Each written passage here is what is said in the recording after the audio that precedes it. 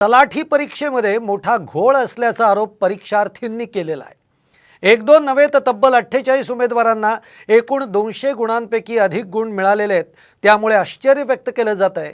पण भरती परीक्षेमध्ये कोणताही घोटाळा झाला नसल्याचा खुलासा सरकारच्या वतीने करण्यात आला आहे। पाहूयात एक रिपोर्ट।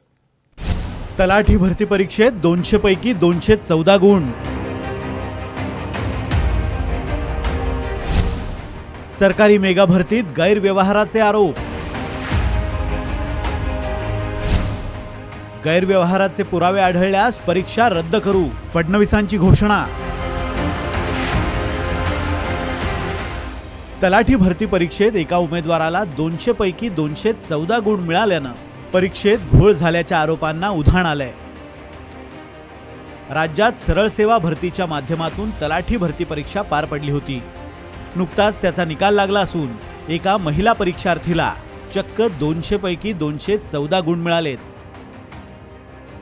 विशेष म्हणजे याच परीक्षार्थीला वनरक्षक परीक्षेत मात्र अवघे 54 गुण मिळाल्यानं परीक्षेत घोळ असल्याचा आरोप स्पर्धा परीक्षा समन्वय समितीने केलाय। एवढंच नव्हे तर तलाठी भरती परीक्षेत एकूण 48 उमेदवारांना 200 पेक्षा जास्त गुण मिळालेत।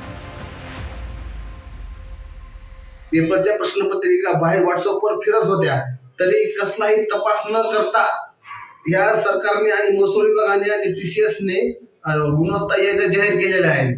तर माझी सरकारला नम्र विनंती आहे की या सर्व प्रकाराची सखोल चौकशी करावी। विरोधकांनीही या मुद्द्यावरून सरकारला घेरलंय। विरोधी पक्षनेते विजय वडेट्टीवारांनी या प्रकरणी न्यायालयीन चौकशीची मागणी केली आहे। सरकारी नोकर भरतीच्या बाबतीमध्ये नवनवीन तंत्रज्ञान आणून परीक्षा घेण्याचा प्रकार राज्य शासनाच्या माध्यमातून MPSCच्या माध्यमातून केला जातो।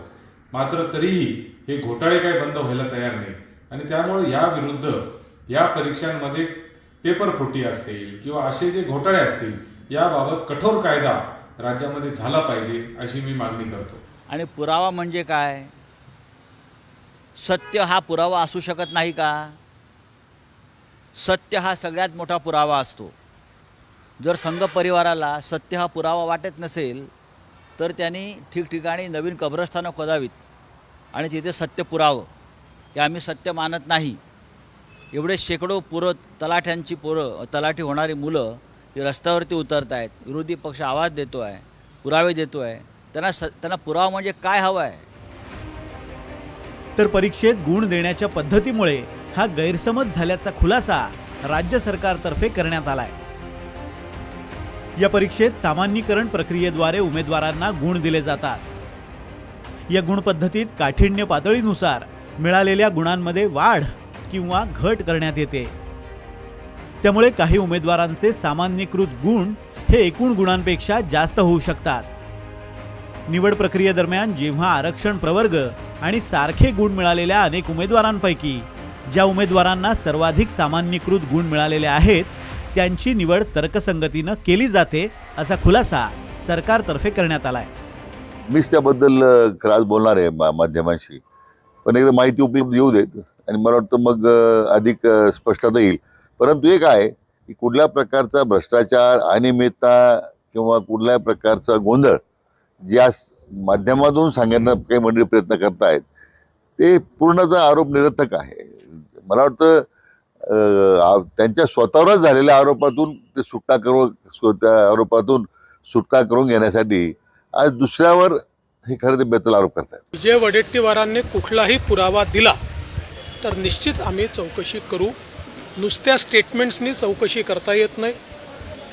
आज इतक्या मोठ्या प्रमाणात महाराष्ट्रामध्ये आम्ही परीक्षा घेतल्या, ट्रान्सपरंट पद्धतीने आम्ही या ठिकाणी पूर्णपणे सगळ्या परीक्षा कंडक्ट केल्या आहेत। पण कुठल्याही परीक्षेत कोणीही जर पुरावा दिला तर ती परीक्षाही रद्द केली जाईल आणि त्याच्यावर कारवाई देखील केली जाईल। राज्य सरकारनं सत्तेवर येताच 70,000 पदांसाठीची मेगा भरती राबवण्याची घोषणा केल्यानं स्पर्धा परीक्षांची तयारी करणाऱ्या विद्यार्थ्यांमध्ये आनंदाचं वातावरण होतं। पण यापूर्वी झालेल्या शिक्षक भरती प्रक्रियेतला घोटाळा आणि आता तलाठी परीक्षेतला कथित घोळ पाहता परीक्षार्थींमध्ये नैराश्याचं वातावरण आहे। ब्युरो रिपोर्ट, साम TV न्यूज।